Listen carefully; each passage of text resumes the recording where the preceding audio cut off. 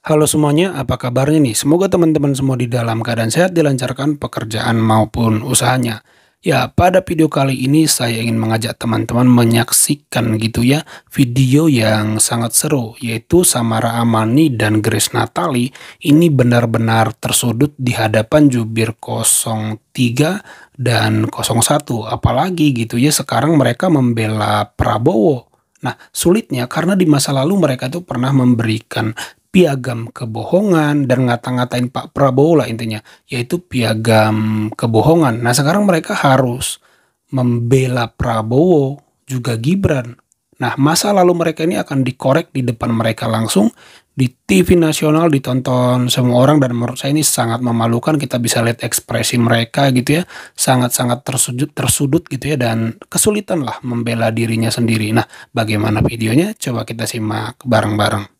Tidak terlalu kaget ya dengan Gibran, karena Samara di tanggal 16 April 2015 dia pernah nge-tweet gini, saya tidak kaget kok, dari awal juga emang gaya dia nyolot begitu dan perlu ada yang menegur. Jadi di awal dia bilang, kenapa sama Gibran sih? Kata Samara, saya tidak kaget juga yang gayanya nyolot gitu dan perlu ada yang menegur. Artinya Samara aja sejak 2015 udah ngeliat nih anak memang nyolot gitu loh. Bentar, itu postingan Samara atau dimanipulasi jadi sama orang, Bang? Ya, Samara ada di sebelah loh, Bang. Makanya saya nggak kaget. Ditambah lagi postingannya 2018. Saya tidak tahu bagaimana seorang yang diwarisi sebuah dinasti politik bisa mengklaim diri sebagai perwakilan anak muda. Mewakili anak muda itu bukan sekedar soal usia, tapi juga soal kerja keras dan kompetensi. Kita semua para politisi muda harus berupaya membuktikan itu. Jadi sebenarnya sejak awal dari tim 02 ini dulu memang menganggap ada masalah dengan pencalonan Gibran. Makanya ada pantunnya, ya kan? Pergi berlibur ke Tangerang, pulangnya beli kue bika. Ya, boleh saja dalam berdebat menyerang, tapi harus tetap beretika. Nah, jadi saya melihat. Yang kemarin menurut Anda tidak beretika meskipun sudah dibantah sudah oleh pasti. Bagas? Apa indikator yang pertama? Hasil analisis Don Emprit. Mas Ismail Fahmi mencatat bahwa 02 paling banyak sentimen negatif. Dan paling tinggi itu adalah Caimin. Ya hampir 80%. Termasuk yang kedua adalah Pak Mahfud. Itu satu. Itu indikator bahwa memang itu sentimennya negatif ya. Yang kedua, bahwa dalam perdebatan kemarin itu tidak ada yang substansi. Sudah ada 3 hal yang melanggar.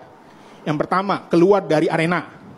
Itu udah jelas dari awal diingatkan, tidak boleh maju, ya, bergerak. Yang kedua, ya kan, menggunakan kata-kata yang tidak definitif atau istilah, ya kan. Yang tiga, gestur tubuh yang memancing, itu tidak boleh. Jadi menurut saya, dari segi aturan sederhana aja nggak bisa taatin. Apalagi aturan etika di Mahkamah Konstitusi yang dilanggar. Ya layak lah ya Bang Iqbal ini yang maju dalam berbagai perdebatan dan selalu diandalkan 01, karena rata-rata jubir 02 atau tim sesnya atau pendukungnya itu pasti dibungkam gitu dengan argumentasinya. Susah membantah argumentasi Bang Iqbal ini, sangat cerdas beliau. Sebenarnya ada, kalau saya nih ya, ada lagi beberapa poin penting. Ini Mbak Grace dan Samara. Ini kok kompak banget ya barisan sini sama sini. Saya ingin menambahkan. Kompak kali ya. Jadi kalau kita bicara tentang adab ya kan, ada ketum PSI dulu bilang Pak Anies pembohong di depan presiden. Kemudian memberi Pak Prabowo uwet kebohongan, pemimpin pembohong.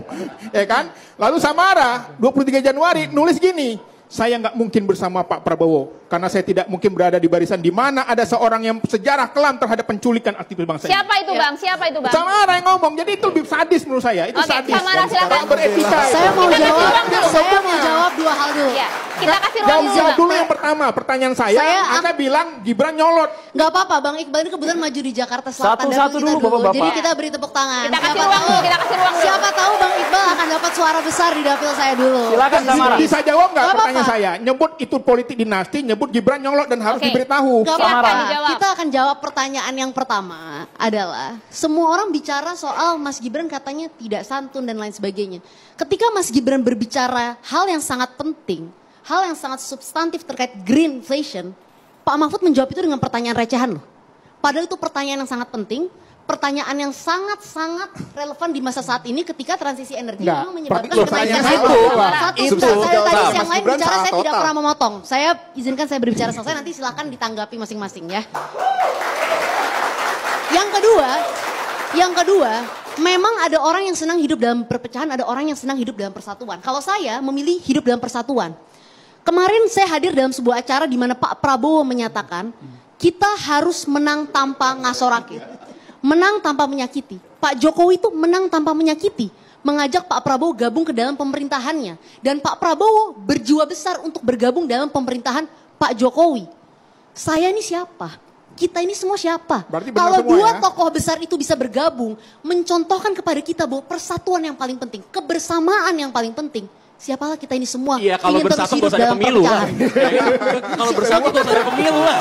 Kita semua berkontestasi di sini. Kita semua berkontestasi di sini. Kita semua berkontestasi di sini. Sekarang. Kita tuntaskan Samara dulu, prediksinya Bapak. 2015. Kita tuntaskan Samara dulu, Bang Iqbal. Jadi kita semua sekarang sedang berkontestasi gitu. Semua sedang berkontestasi. Selesai kontestasi kita kembali berekonsiliasi. Itu yang dicontohkan oleh Pak Jokowi dan Pak Prabowo. Bayangkan kalau ketika COVID-19 Pak Prabowo tidak bergabung dalam pemerintahan yang sama. Kemarin sorry ya, kalau boleh saya mau kasih satu contoh. Mungkin di sini lebih suka dengan narasi-narasi yang sifatnya heroik, merasa paling idealis. Tetapi kemarin Pak Prabowo memberikan satu cerita yang saya kira sangat penting. Ketika banyak orang yang mau mati untuk dia berjuang di tahun 2019 dan mendatangi dia bilang, Pak saya mau mati untuk Bapak.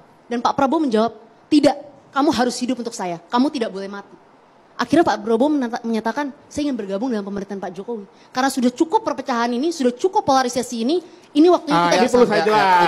Saya mau Ya, izin berkomentar sedikit teman-teman. Menurut saya apa yang dikatakan Samara gitu ya, tentang rekonsiliasi di mana Pak Prabowo gabung kepada Pak Jokowi itu tidak boleh dimaknai sebagai satu-satunya makna persatuan dan makna rekonsiliasi. Saya harus mengutip apa yang dikatakan Pak Anies Baswedan, menjadi oposisi pun itu terhormat karena demokrasi itu memang butuh oposisi agar ada check and balance. Kalau tanpa oposisi nanti kebijakan itu jalan, tidak ada yang mengkoreksi gitu ya, karena tidak ada penyeimbang daripada eksekutif. Mbak Grace bilang, kemarin tuh etis kok dan sopan santun. Kenapa? Karena diakhiri dengan meminta maaf dan menunduk. Jadi sebelum saya bicara, saya mau minta maaf dulu dan nunduk dulu ya.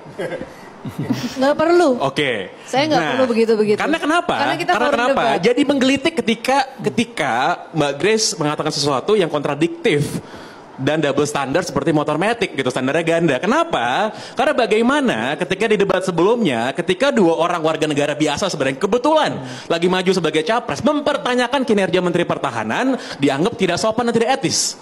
Tapi ketika tiga orang cawapres berada di atas panggung debat, lalu diberikan gerakan-gerakan yang tidak menghormati, lalu juga memberikan pernyataan-pernyataan yang meremehkan, bahkan menolak untuk mengelaborasi pertanyaan dengan dalih, kan Anda profesor.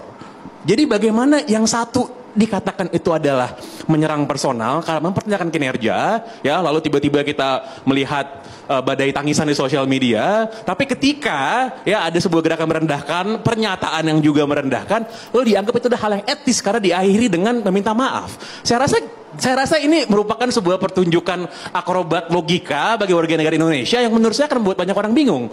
Jadi yang sebenarnya etis itu yang mana?